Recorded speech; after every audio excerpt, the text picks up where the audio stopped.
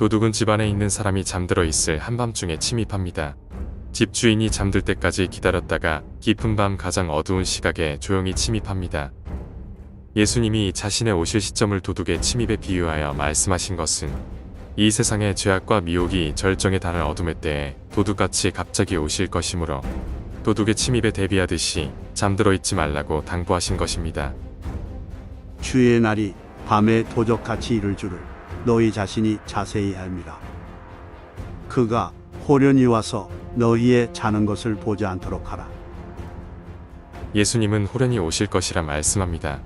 인류가 여전히 장가가고 시집가고 제품을 사고 팔고 나무를 심고 집을 건축하는 개인의 자유와 권리가 아직은 보장되는 평온하고 일상적인 때에 갑자기 오실 것이라 말씀하고 있습니다. 노아의 때에 된 것과 같이 인자의 때에도 그러하리라. 노아가 방주에 들어가던 날까지 사람들이 먹고 마시고 장가들고 시집가더니 홍수가 나서 저희를 다 멸하였으며 또 롯의 때와 같으리니 사람들이 먹고 마시고 사고 팔고 심고 집을 짓더니. 결혼하는 일, 나무를 심는 일, 집을 짓는 일, 이 세 가지 일의 공통점은 미래가 보장될 때 평온한 상태일 때 할 수 있는 일이라는 분명한 공통점을 갖고 있습니다. 이는 대환난이 일어났거나 종말적 대재앙이 시작된 미래가 암담한 상황에서 할 수 있는 일이 아니라는 점을 동시에 수반합니다. 그가 임하실 때 자는 것을 보지 않도록 하라, 깨어 있으라고 분부하신 것은 신자들 중에 잠자는 자들이 있을 것이기 때문입니다. 만일 예수님을 영접하고 교회에 다니는 것 자체가 깨어있는 것이라면 결코 깨어있으라 말씀하지 않으셨을 것입니다. 하지만 이 말씀은 예수님을 따르던 제자들에게, 그를 믿고 따르던 신자들에게 하신 말씀이라는 점을 유념해야 합니다. 기독교 신자라 하더라도 잠자는 자들이 있을 것이기에 깨어있으라 말씀하시는 것입니다. 그 날이 오면 그는 우리의 영적인 상태를 보실 것입니다. 휴거를 상징하는 열 처녀의 비유가 우리에게 주는 교훈 중에 주목할 점은 열 처녀 모두 신랑의 데려감을 받아야 할 자들이었지만 막상 신랑이 왔을 때 등불을 켜고 깨어있던 5명만이 데려감을 당했다는 점입니다. 천국은 마치 물고기를 모는 그물과 같아서 그물 안에 잡힌 물고기라 하더라도 못된 것은 내어 버리듯이 세상 끝에도 이인들 중에서 악인을 가려낼 것이라 말씀하고 있습니다. 그러므로 그가 임하시기 전에 현재 우리 자신의 믿음을 스스로 시험하고 확증해야 합니다. 곧 임하실 예수님의 눈앞에 진실함이 없는, 실상은 이 세상에 소망을 둔 마음 상태로 발견되지 않도록 우리 스스로를 말씀 앞에 비춰보고 겸손하고 거룩하게 우리의 마음을 지켜야 합니다. 혹자는 말하기를 현재의 이스라엘은 정치적 시온주의에 의해 설립된 것으로 구약의 이스라엘과는 상관이 없다고 주장합니다. 이스라엘 대체 신학으로 인한 그러한 관점에 의하면 이스라엘 건국이나 예루살렘 수도 선언, 아브라함 협정, 이스라엘 하마스 전쟁과 같은 중요한 사건들은 성경의 예언과는 아무런 관련이 없는 일들이 되고, 마지막 때에 일어날 것이라 한 예언들은 아직 아무것도 성취되지 않은 것이 되고 맙니다. 하지만 신학이 뭐라고 명문화했든 신학의 권위는 성경보다 높을 수 없습니다. 예언의 성취를 볼 수 없게 만드는 이스라엘 대체 신학의 고정관념을 버리고 예수께서 말씀하신 그대로의 의미를 상고할 수 있어야 예언의 성취가 눈으로 보이고 귀로 들리게 될 것입니다. 왜 너희가 돌이켜 어린 아이처럼 되지 않으면 천국에 들어가지 못한다 말씀하셨을까요? 왜 마지막 때의 비밀을 어린 아이들에게 나타내시는 것이 아버지의 뜻이라 말씀하셨을까요? 우리에게 필요한 것은 성경을 신학적으로 해석하는 것이 아니라 어린 아이 같은 순전함으로 성경 말씀을 있는 그대로 믿는 것입니다. 성경에서 영생 얻는 줄 생각하고 성경을 상고하고 이것이 그러한가요? 날마다 성경을 상고하는 것이 진정 우리에게 필요한 일입니다.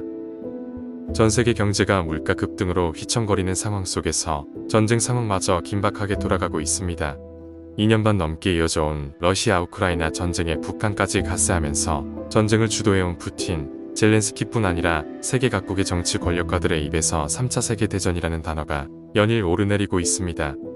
일각에서는 3차 세계대전이 이미 시작됐다고 보는 견해도 있으며 북한의 참전으로 인해 한반도의 전쟁 위험성도 높아지고 있는 형국입니다. 요한계시록 6장 8절의 예언대로 넷째 인이 떼어지면 청황색 말 탄 자가 땅 4분의 1의 권세를 얻어 인류를 죽음으로 몰아넣을 것이라 했는데, 그 수단 중의 하나인 검은 전쟁을 상징하지만 전쟁은 이미 둘째 인의 붉은 말 탄 자로부터 시작된 것이므로 넷째 인 때의 전쟁은 그가 가졌던 큰 칼이 상징하는 큰 전쟁, 즉 3차 세계대전이 될 것입니다.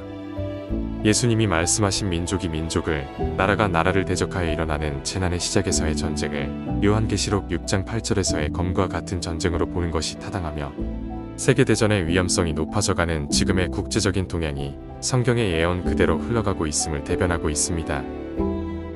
롯이 소돔에서 나가던 날에 하늘로부터 불과 유황이 비오듯 하여 그들을 멸망시켰느니라. 인자가 나타나는 날에도 이러하리라. 예수님이 강림하실 그 날이 롯의 때와 같을 것이라 말씀하고 있음을 주목하십시오. 롯의 때처럼 예수님은 사람들이 여전히 자유를 누리는 일상의 상황에 오실 것이지만, 그 일상은 예수님의 강림과 동시에 회개치 않은 인류에 대한 무서운 심판의 시작으로 뒤바뀔 것입니다.